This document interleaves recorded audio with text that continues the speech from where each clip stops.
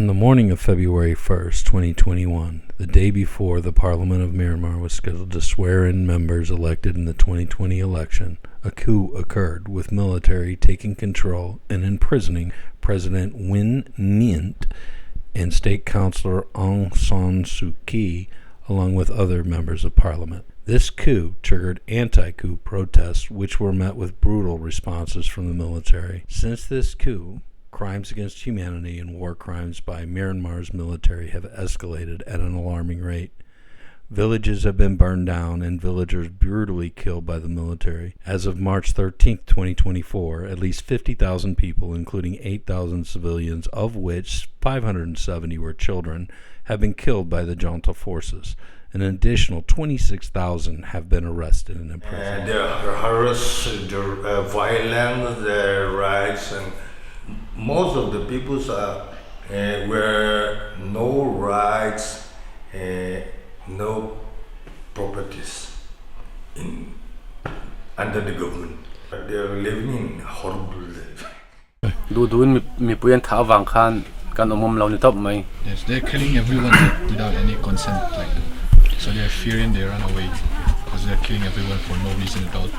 One luta kan in po tunan halve ka tuna chuan hon na tu po kan nei lo. Yeah, the soldier came inside their town and burned down their village, burned down their homes, and have no place to live, so they're scared and they run away here. It's estimated that there are over 79,000 refugees from Myanmar living in India. Over 50,000 civilians have fled across the border from Myanmar's Chin state and Sagaing region into India's northeast. In the town of Zokhatar, the India-Myanmar border is separated by the river Tile. It is considered an open border with people passing freely between countries using a walk bridge.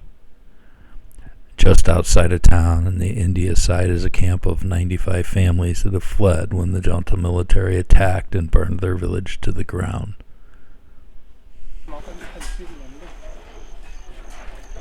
The camp is constructed mostly of tarps, scraps put together.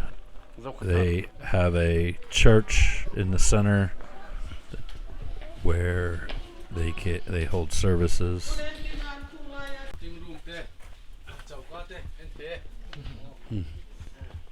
The rooms, each family has a small room. It's mostly covered in tarps, some wood. Very small living quarters. Anything that they've been able to collect over time.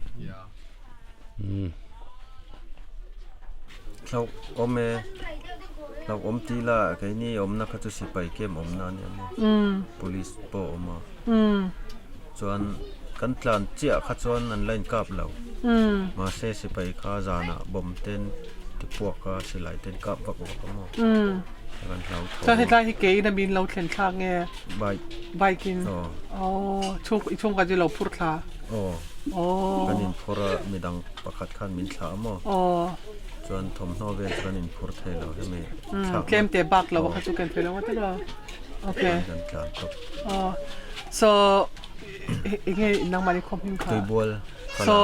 yeah, they live in Falam, Tuibwal, and when they hear the bomb, and they are just running with their bike. So he's carrying his wife and other 3 kids, and only with a little bit of clothes. So they came all the way from Falam to here with bike. They rush with bike, yeah. Through limited donations and seasonal work, doing construction jobs, these refugees have been able to sustain raising pigs, other wildlife, small vegetable gardens, but still the need remains for food, subsistence for this camp.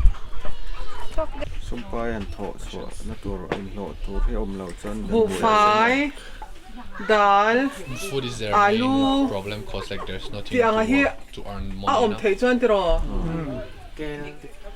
if they can get like Cooking oil. provide like rice, dal, potato, and oil, that's their main needs.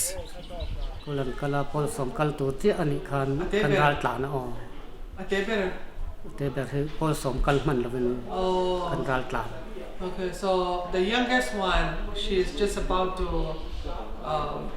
standard 10, but then yeah, they need to flee away. So อ๋อกันที่รู้จักนะกันรำบอยฟังอันเนี้ยให้เตียงอ่ะ กันให้ละมารันตานให้มิซารำให้เจ้าก็ทารปอยกันละกันเส้นหลักตาโมที่จะมีรำกัลงไงตาคันกันที่รู้จักตับอันนี้เป็นไหม oh, yeah, it's sad for him. He's saying that I feel sad and heartbroken because like he's never been to this place before.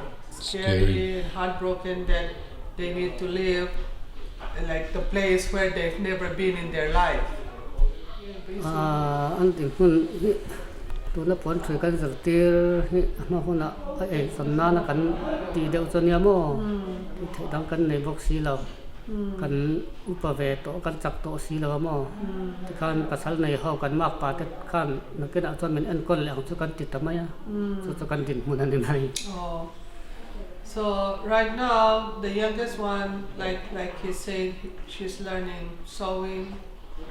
So if she can earn a little bit from that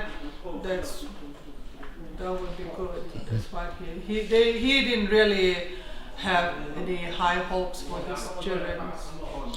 กันเล่นนั่นละมาเห็นมอกันอินอังเราหน่วยไหมเทียมอเกมันนี่สูงกว่าเกมาตะกาหิจวนให้เตียงเห็นรัลกันตานะมีเรารำให้เราก็ทัดเห็นเราถามอมีอันกอลนะที่ส่วนตรงใจนั่นแต่กันมังให้เตียรำมาหาสลุตุกเละรำหน่วยอมละวะให้เตียงอินคอมไทยนะหุ่นเละเปียกอินแข็งแต่ประเทศมินเปียกันโลมาจู่ๆเกมาส่วนดัลปันมินอมปุยนี่ค่อยมุนกันอมปุยที่ขัดเรืออมากระชาจมวงกะลม So what he's saying is he is still,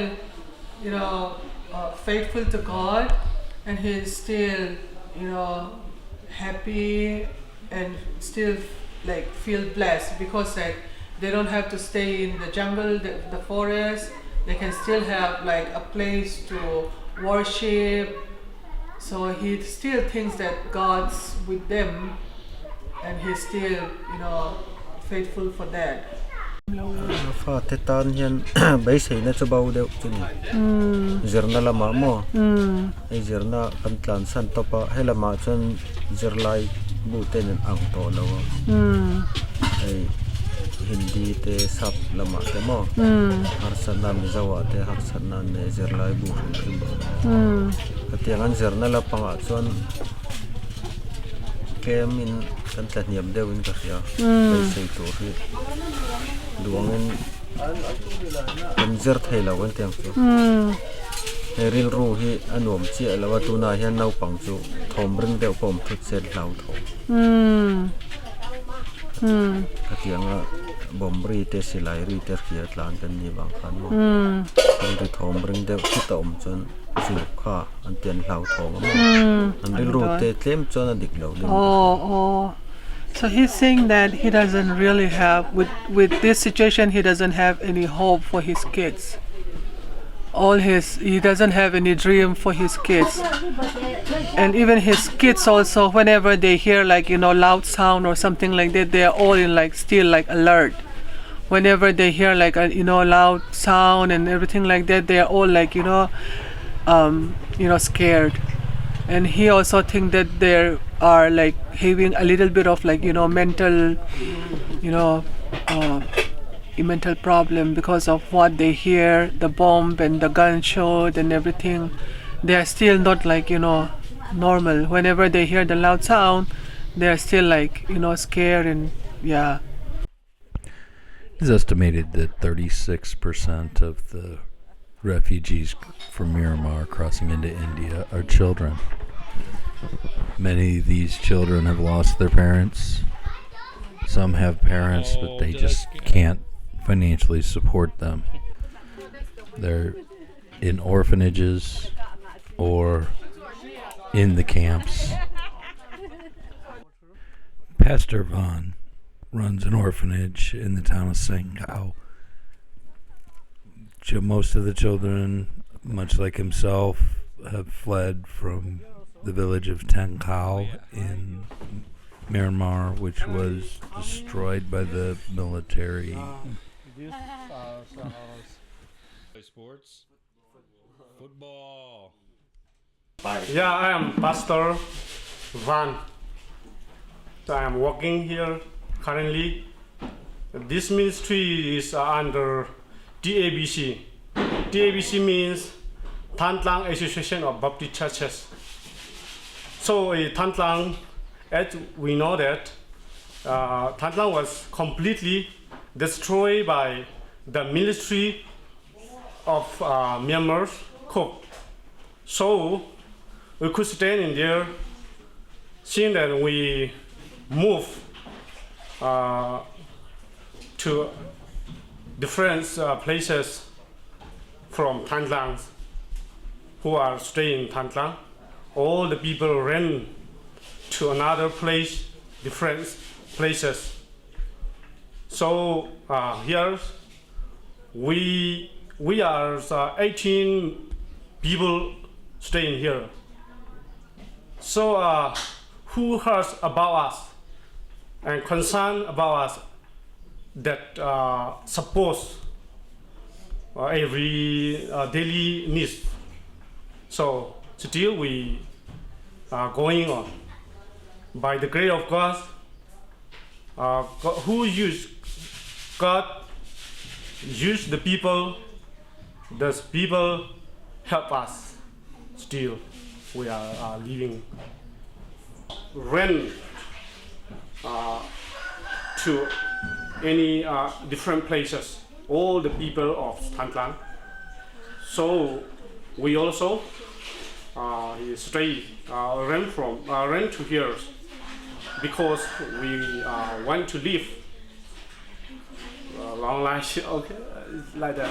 We don't want to die in Tan Tlang, so we need to rent. So we rent here. Okay. Yeah, we are living here. Now it's 18 children. 18 children. That takes a lot. Boys is 10, girls 8. Okay. Yeah, all are 18 members here. Your needs, it's help, it's funding, it's backing, it's support. 18 kids is a lot to feed, I would imagine. One of the biggest problems presenting them is schooling. Obviously important to their futures that these children are taught. Some, especially those that are in the regions on the border, are attending Indian schools. But the challenge is especially those in some of the larger cities is language, where many of these children do not speak Mizo or English, which the schools are run under. There are many advantages to attending an Indian school, especially the curriculum, having trained teachers, better facilities, and they can begin to integrate into society. Those who are unable to, if they do not have papers or don't speak the language, attend Myanmar refugee-run schools. These schools, some are supported by the National Unity Government of Myanmar. The facilities are lacking. The curriculum, the books often have to be shared, maybe outdated. They're whatever they can get their hands on in these refugee camps, and the conditions for learning are less than ideal for these children.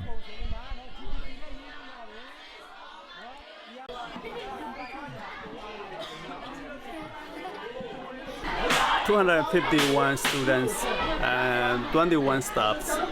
Okay, they want to go back home. They want to go back home, of course, but they can't right now. Yes. Somehow they are happy to stay here. This is a place where it's a safety for a student. But of course, they miss their hometown, and sometimes they want to go home.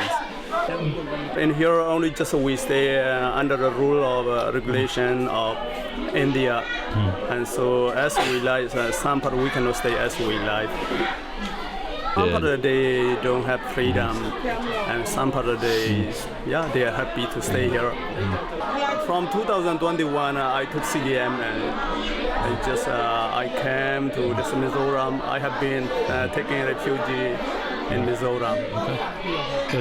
Crucially facing the place which is not our Burmese and usually belong, but this is we just rented the place. Then we may not able to guarantee how many years will be there. So if we get the play to be the secure, it will be good for us. And we also here the service for as a volunteer, and without paying the salary from the parent, only volunteer. So this is the full time for us. So that if sir you consider for us like salary or something for us the teacher, it will be good for us. Because of they cannot pay for monthly fee. Only just we collect a small amount of money. We don't have any sponsor from a foreigner and from any NGO. We need money, we need salary only just for surviving. And so we cannot suffer day by day, month by month, year by year. And also because of that, we don't have a good teacher. We want to focus more for the children education. But in here, those who are getting a good clarification, they don't want to work here because of this salary. Now we are running a school. That means we are fighting for Myanmar. Through running this school. As a teacher, we have strong desire to build for education, the future education. So that's why just we are building this school. But because of the financial problem, we cannot build as we like. See, only just we build like a bamboo construction. And also we need furniture and stationery. Even when we have exam, we cannot provide. We don't have a printer, computer. If we have financial sponsor, and everything will be okay. From NGO, like small NGO and some private, only they focus to refugee, and they didn't focus for education. Just they neglect the future of the children. We start from KG to grade 12. And after passing grade 12, we are confusing and we are worried for the student, for career. And so what they are going to be, that's one of the most important. And so only just we know that only Burmese. And when we came to India, we suffered a lot for English. We don't have a good English, so learning a good English, we need a good teacher, those who can speak in English. And the same thing, only just we are suffer for English. We are labor for computer. And if they cannot speak in English and if they cannot hold in computer, what will be the student future? So that's all. Thank you so much.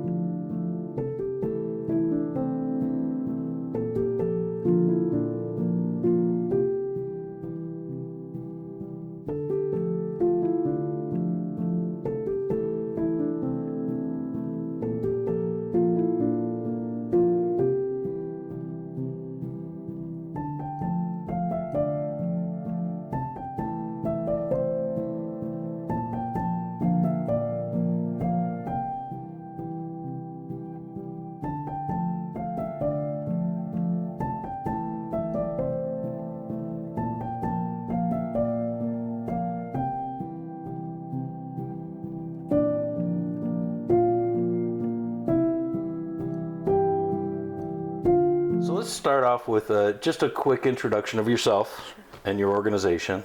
Okay, my name is Lucy Moya. Our organization name is called MMO. The long form is Myanmar Mizo Organization.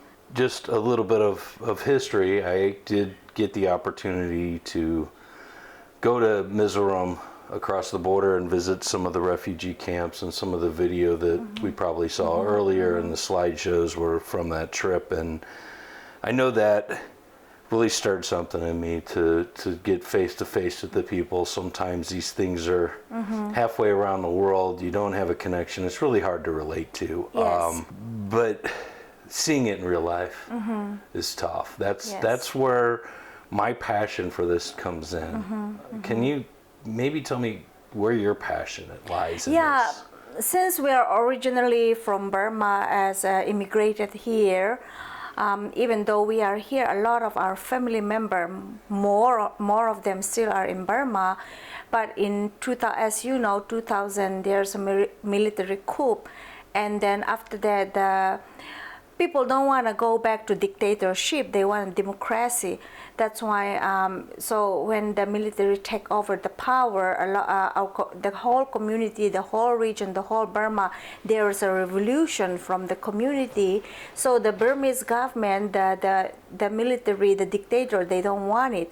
So they don't want people to go under their rules and law. So anyone who doesn't accept them, they bomb their house. They bomb the villages, the town.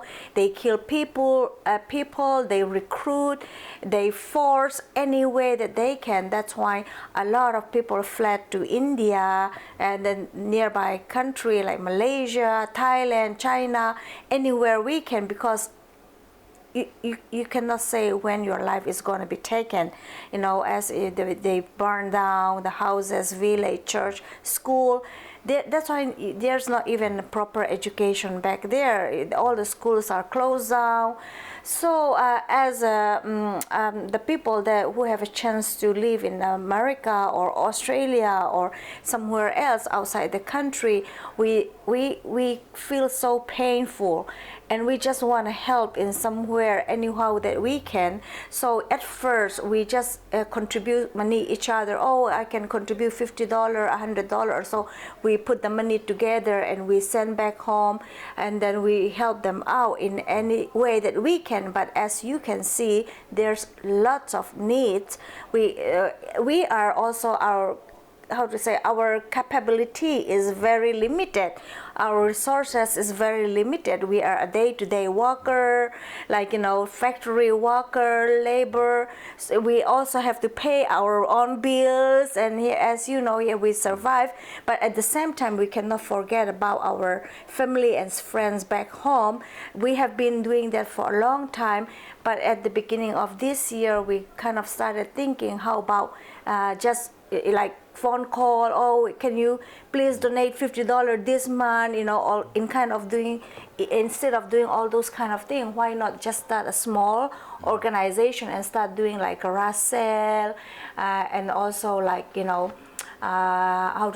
we will go to the farm, we will kill chicken, pig, and cow, and then we slices them, divide it into, sell into people's house. Okay, since you're going to Walmart and buy meat from some club and those kind of things, why not just contribute instead of just getting money, requesting them to donate money, instead of okay, we'll give you meat, how about you give us back $100? And so those things come up together, add up together, and that's how we send it back home, the need.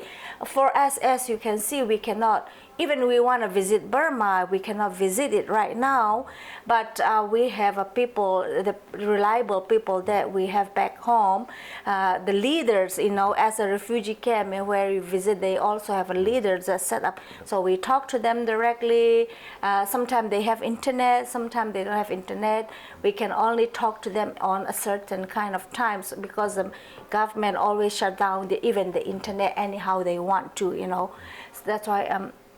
So all the money that we collect, we send it back home, and that's how we organize, and that's how we started this Myanmar Mizo organization. Okay, great. In the need I saw the Yes. need. The need is great. So much. And every little bit helps, like you Yes, said. a It's yeah. $50 here. It's you know, and we're talking about people, and even within India, I saw a lot of this, right? Some Yes, folks that yes. really just.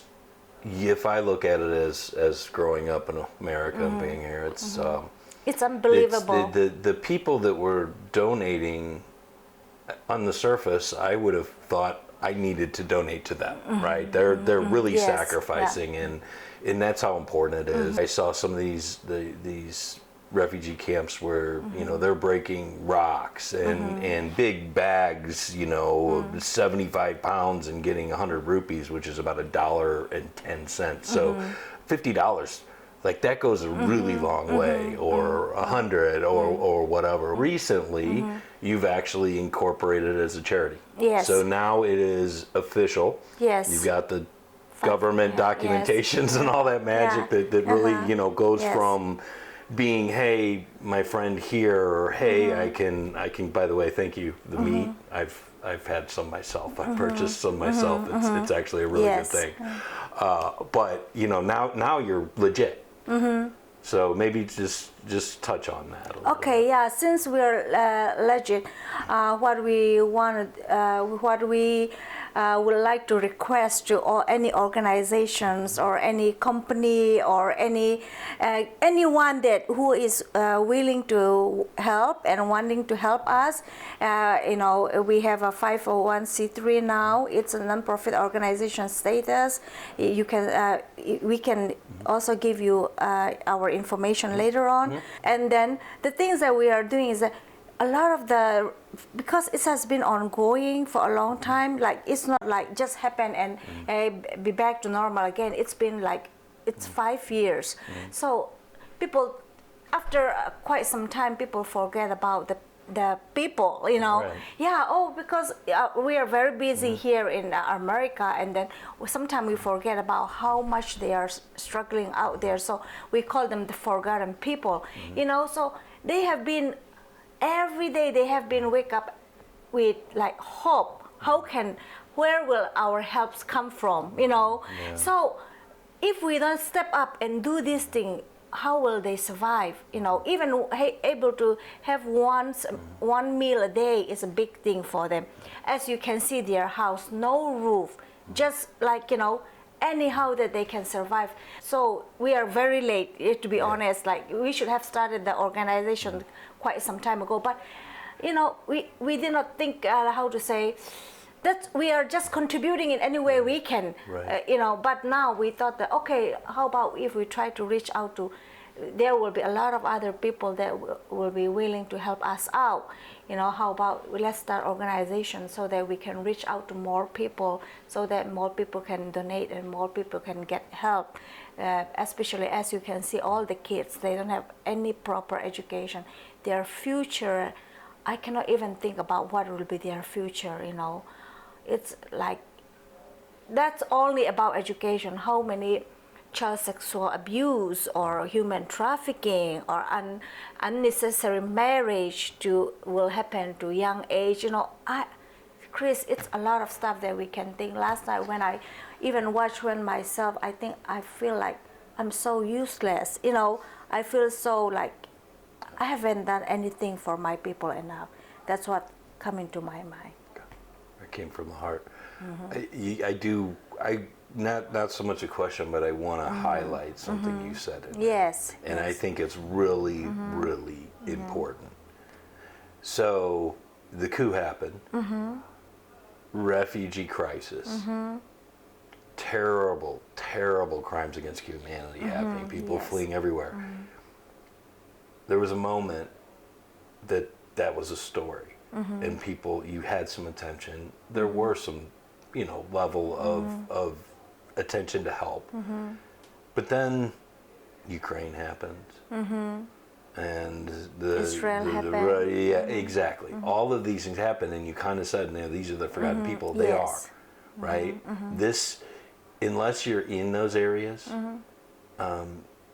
There's maybe nothing more, much in the news about right. Burma anymore. Exactly, exactly. You have to really look for it, and that hurts, right? These people need help just as much, if not more, than others, right?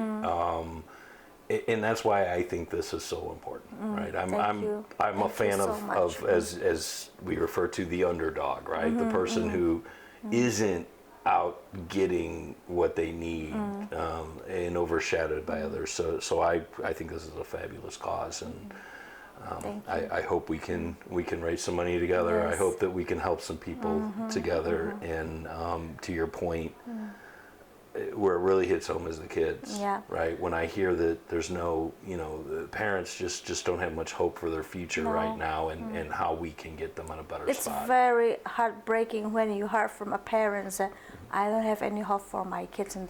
That's the worst kind of thing that can happen to a parents for the kids.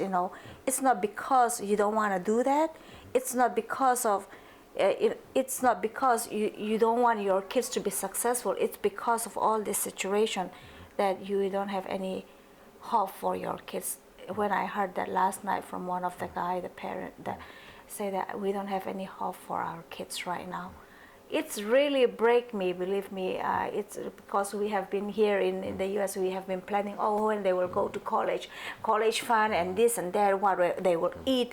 And sometimes I even tell my kids, like, you see their food, right? What they ate. It's not just that, even mental. Like one of the guys say that my kids, even when they hear a little bit of loud sound, they already like startle.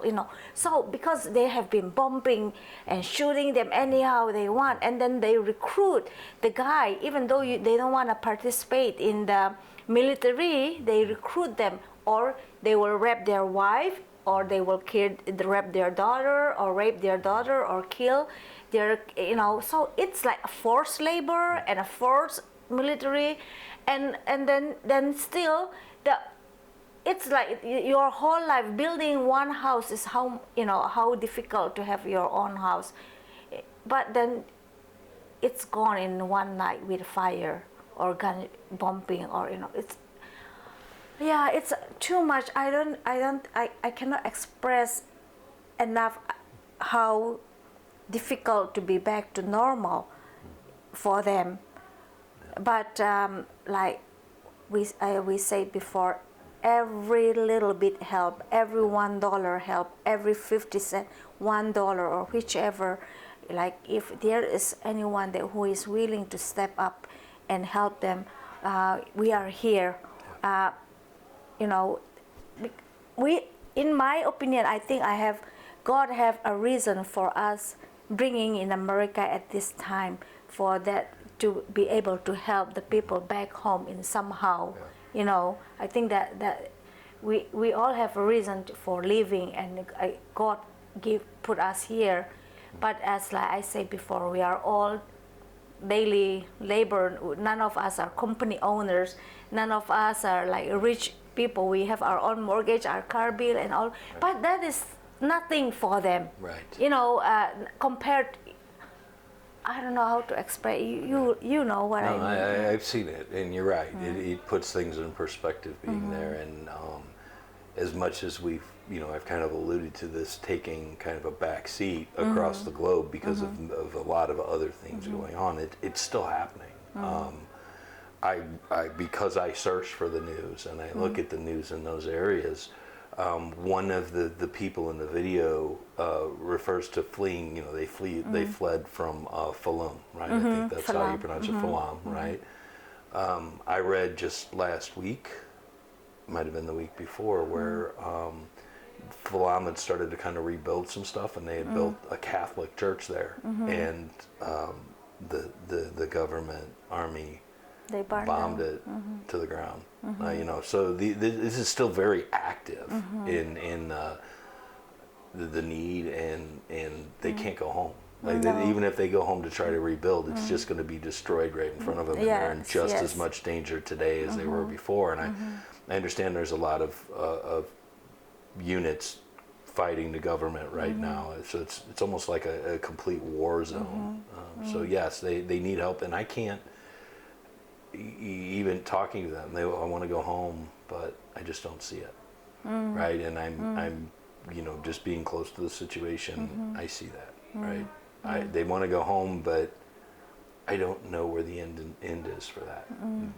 Where is it? 5, 7? That would be optimistic in my mind, where you could be back into a situation where they've rebuilt cities enough to live in, assuming the conflict ends at some point.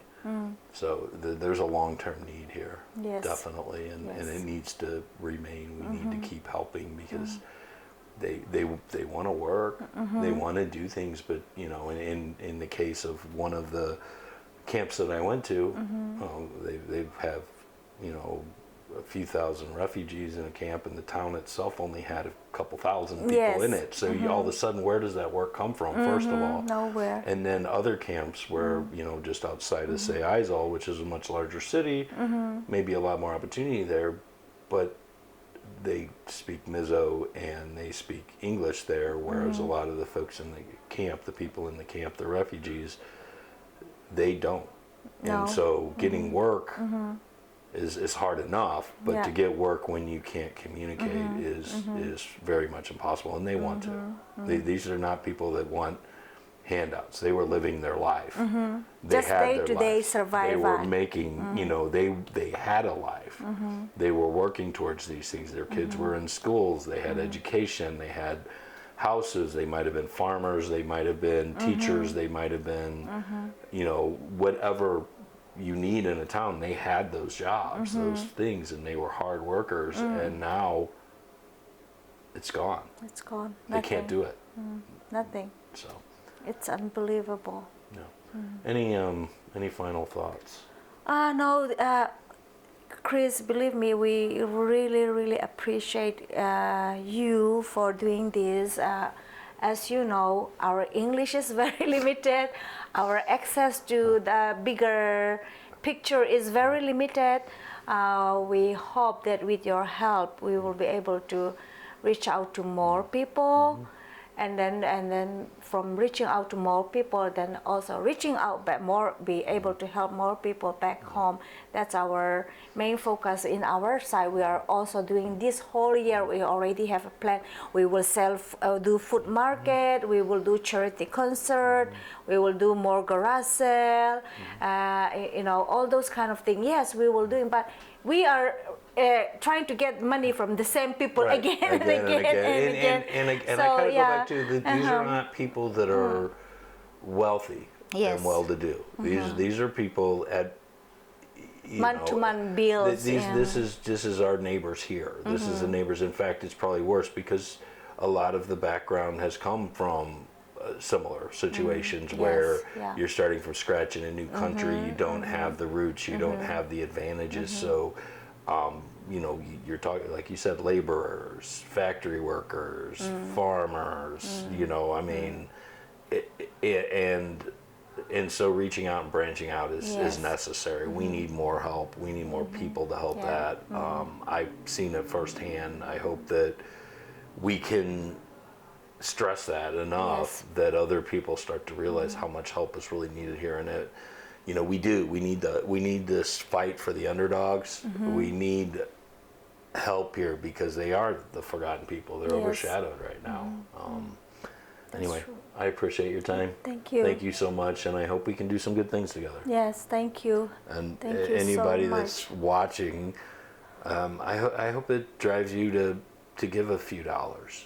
We talked about it. 100 rupees is about $1.50. They're not even getting that every day. So every bit that we can do to help, it's going to help this. So anyway, thank you so much. Thank you.